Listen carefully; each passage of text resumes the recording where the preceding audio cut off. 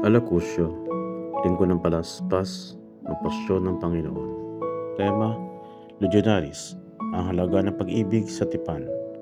29 ng Marso, 2026.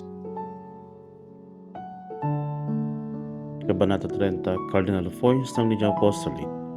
Lalaki para sa lalaki, kasambahay para sa dalaga, puno para sa puno.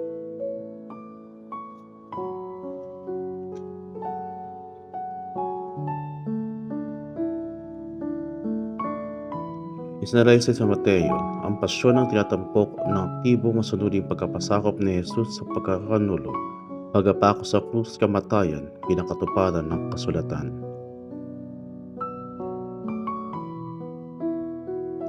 Makikita natin ang malalim na pag-ibig at pagdurusa ni Kristo na kaibahan sa kahinaan pagkakalulo ng tao.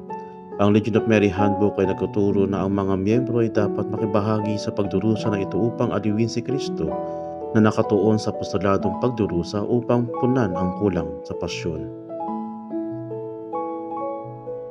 Tandaan aking mga kapwa legionary sa aktibong sakripisyo at pagiging masanuri tulad ni Jesus na sa idyang kumikilos patungo sa kanyang kamatayan upang matupad ang kalooban ng Ama.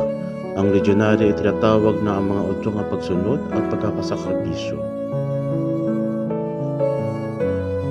Ngayon tayo ay nakasaksihan pa sa nagdurusa ng puso ni Kristo ang salaysay. Itinampok ang dalamhating pagkakanulo at paghihirap. Ang legionary ay nagsisikap na aliwin ang puso ni Jesus lalo sa pamamagitan ng pagdurusa bilang bahagi ng ating Legion Apostolate.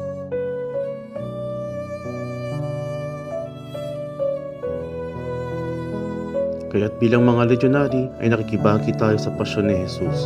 Kung paano ang mga disipulo ay tinawag upang manatili kay Jesus, ang mga legionaries ay tinawag upang dalhin ang pagnanasa ni Kristo sa mundo sa pamamagitan ng kanilang gawaing apostoliko.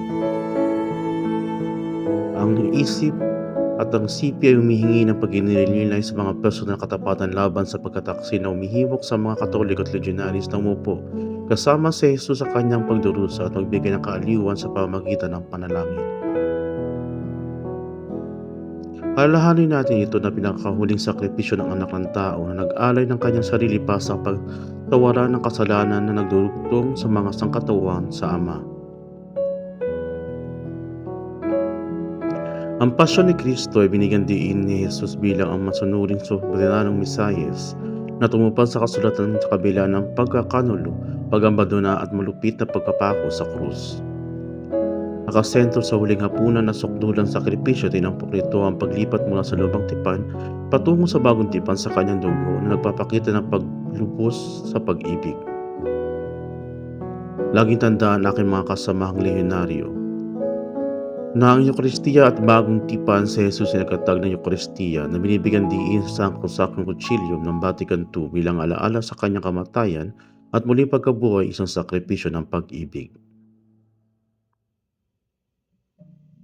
Sa makatuwid, ang pagtubos sa pagdurusa, pagsunod at paghihirap ni Kristo sa Getsemani at sunod-sunod na pagtanggap ay binibigyan diin na ang kanyang pagdurusa ay kusang loob at inihimok na pag-ibig na sumasaklaw sa pagsunod hanggang kamatayan.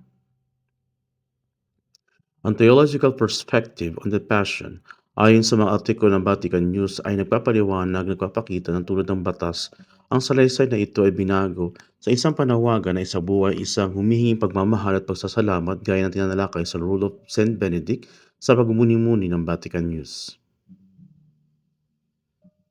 Para sa pagninilitalakayan bilang legionaries, narinig ko ang passion narrative kung aling character ang nakikita ko sa sarili ko na nagtataksi sa tagtahimik na kamasid, umalis sa talagad o sa tapat na saksi at paano ko pinapako sa krus si Kristo sa pamamagitan ng pagkasabuhay ng kanyang pag-ibig ngayong Semana Santa.